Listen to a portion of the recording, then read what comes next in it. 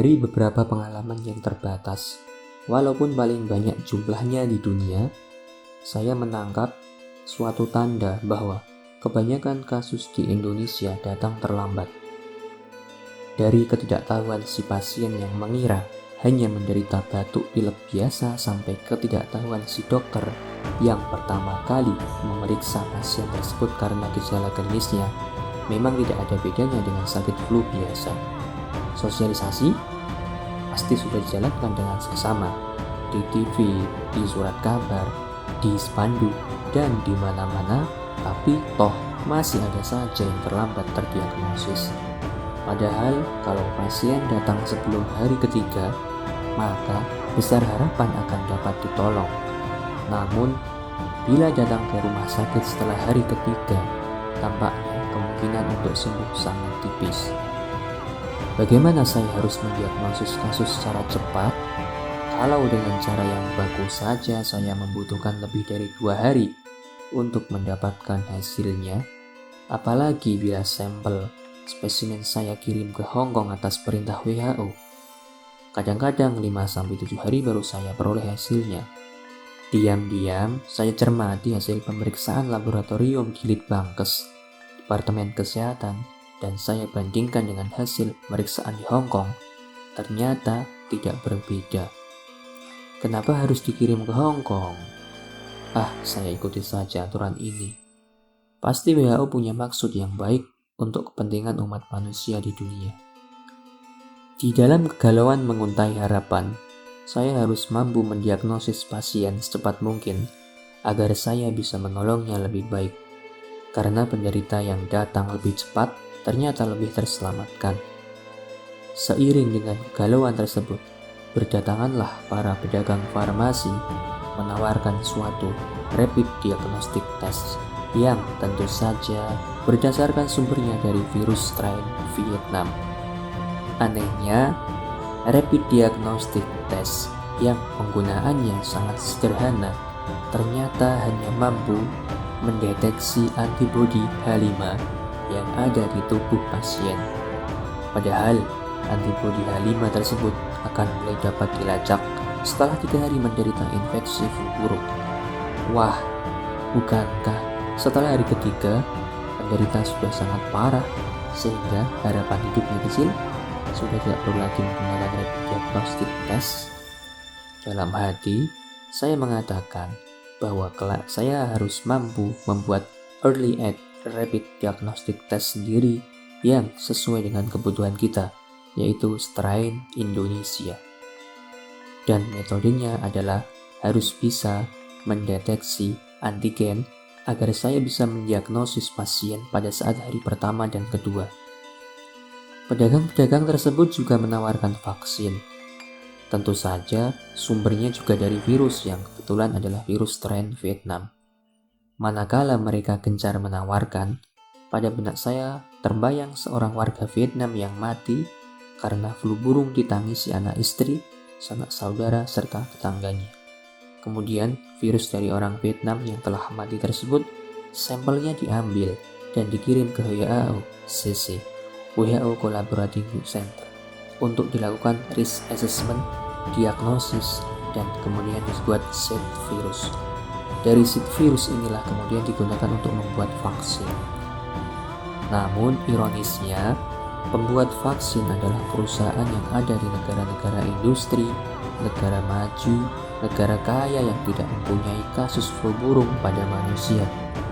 Dan kemudian vaksin itu dijual ke seluruh dunia, juga akan dijual ke negara kita, tetapi tanpa sepengetahuan, apalagi kompensasi untuk si pengirim virus, yaitu saudara kita yang ada di Vietnam. Mengapa begini? Jiwa kedaulatan saya terusik.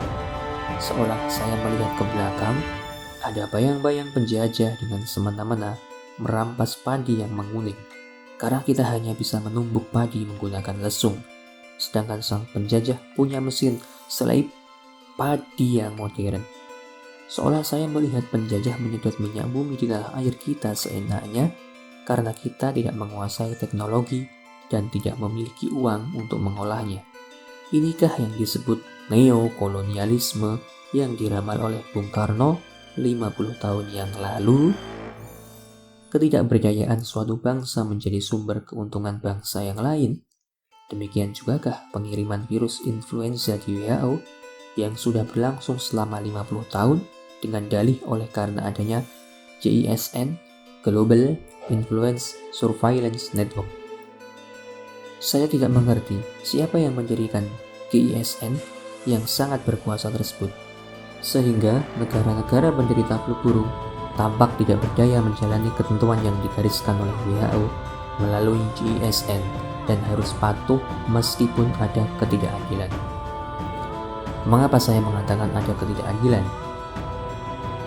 Semenjak 50 tahun lalu, 110 negara di dunia yang mempunyai kasus influenza biasa, seasonal flu, harus mengirimkan spesimen virus secara sukarela tanpa ada yang protes. Virus yang diterima GISN sebagai wild virus menjadi milik GISN dan kemudian diproses untuk risk assessment dan riset para pakar. Di samping itu juga diproses menjadi seed virus, dan dari seed virus dapat dibuat suatu vaksin di mana setelah menjadi vaksin didistribusikan ke seluruh negara di dunia secara komersial, termasuk negara penderita yang mengirim virus harus membeli vaksin tersebut dengan harga yang hanya ditentukan oleh produsen vaksin yang hampir semuanya bercokol di negara industri yang kaya, tentu dengan harga yang sangat mahal tanpa mempedulikan alasan sosial kecuali alasan ekonomi semata. Sungguh nyata suatu ciri khas kapitalistik. Hal ini sudah terjadi selama puluhan tahun, ditengarai dengan beredarnya seasonal flu vaksin di dunia, yaitu vaksin untuk influenza biasa. Saya orang Jawa yang selalu merasa beruntung dalam keadaan apapun juga. Dalam hal ini, masih merasa untung juga bahwa kita tidak sangat butuh seasonal flu vaksin, karena kalau kita menderita influenza biasa, sangat mudah mengatasinya, yaitu cukup dengan obat-obatan simptomatis seperti Bodret, Panadol, dan sebagainya, bahkan hanya dengan kerokan. Tetapi di negara-negara maju, penyakit influenza sangat membahayakan karena komplikasi pneumonianya sering membawa kematian, maka mereka sangat membutuhkan seasonal flu vaksin dalam jumlah yang besar sepanjang masa. Mengenai seasonal flu vaksin, saya hanya bisa menggumam kesal. Kenapa kok tidak ada yang protes? Padahal tidak seorang pun tahu virus dari manakah yang digunakan untuk membuat vaksin dan kemudian mereka jual. Konon kabarnya virus dari Indonesia dan Malaysia. Entahlah benar apa tidak. Pokoknya kalau Anda butuh ya harus membeli dengan harga mahal.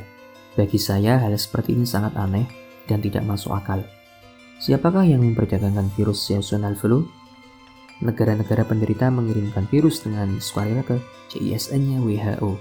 Tetapi mengapa kemudian tiba-tiba perusahaan pembuat virus memproduksinya?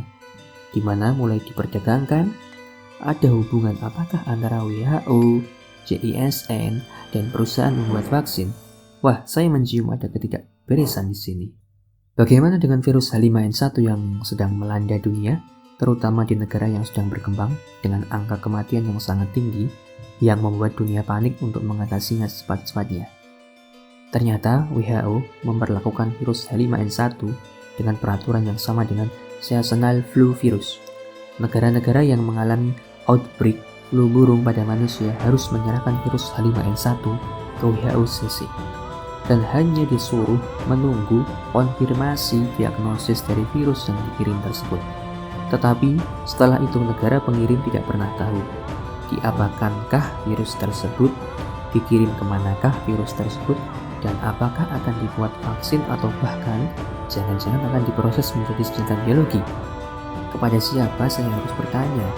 Apa hak dari si pengirim virus yang biasanya adalah negara yang sedang berkembang dan negara miskin? Alangkah ironisnya, negara Vietnam yang mengirim virus H5N1 ke WHO CC tidak pernah mengerti kemana virus yang dikirim itu sekarang. Diapakankah virus itu kemudian? Tahu-tahu sudah beredar di dunia sebagai vaksin yang diperjualbelikan dengan harga yang tidak terjangkau bagi negara yang sedang berkembang. Sementara rakyat Vietnam meninggal karena flu burung. Di depan mata, pedagang berkulit putih dari Eropa menawarkan vaksin dengan Vietnam strain. Alangkah tidak adilnya dunia ini. Bahkan, bila rakyat Vietnam membutuhkan vaksin tersebut, harus membelinya dengan harga mahal. Ironisnya lagi, kalau tidak mampu beli, ya hanya bisa menerima nasib saja.